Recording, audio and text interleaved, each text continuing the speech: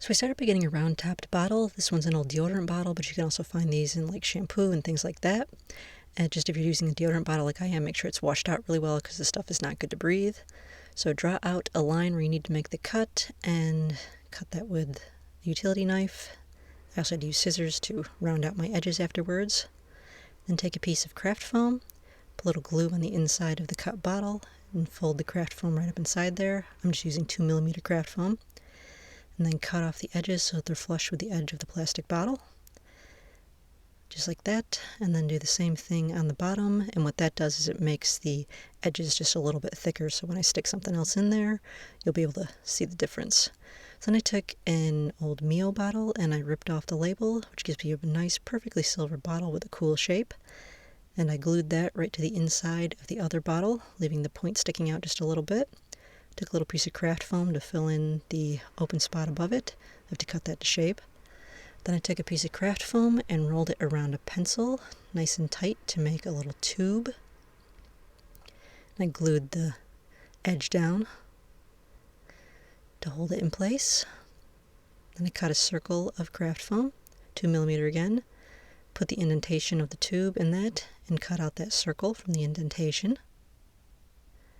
And then that should slide right onto the end of the cardstock tube, but don't glue it in place yet.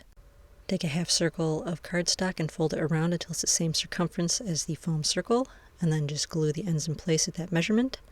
Then put a little bit of glue around the edges of the foam circle and slide that up to the bottom until it reaches the edge of the cardstock top there, so we get slightly flared out edges.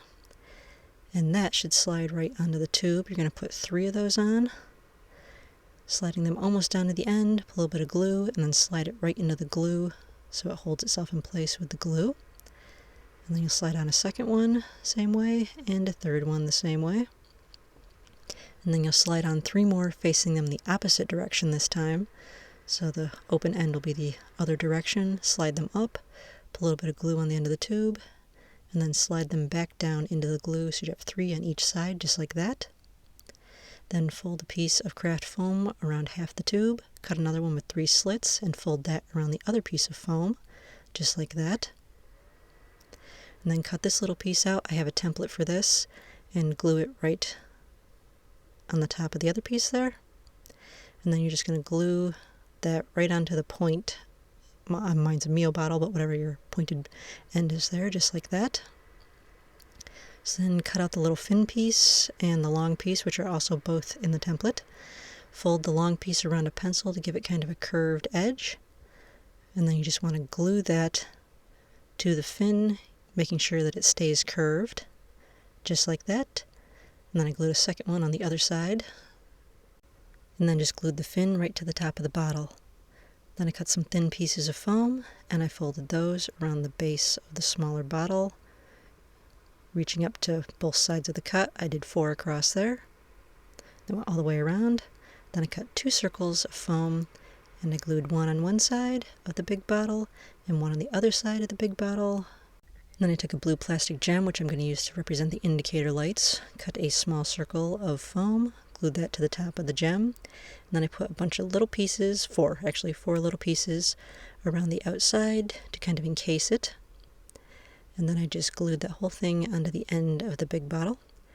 Cut a long rectangle of 5mm craft foam, measured out for length, and then I cut a slit right down the center of it, not going all the way through the whole piece of foam, just a little bit in the middle there like that.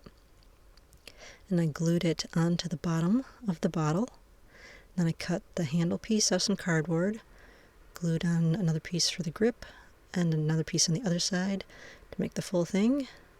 And then wrap some thin pieces of craft foam all the way around them, and I did a few of those all the way down.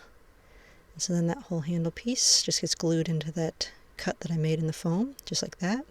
So then cover all the craft foam and the cardboard with a layer of white school glue, and then once that's dry, cover the entire gun with metallic silver paint, the cardboard, the craft foam, the plastic, everything.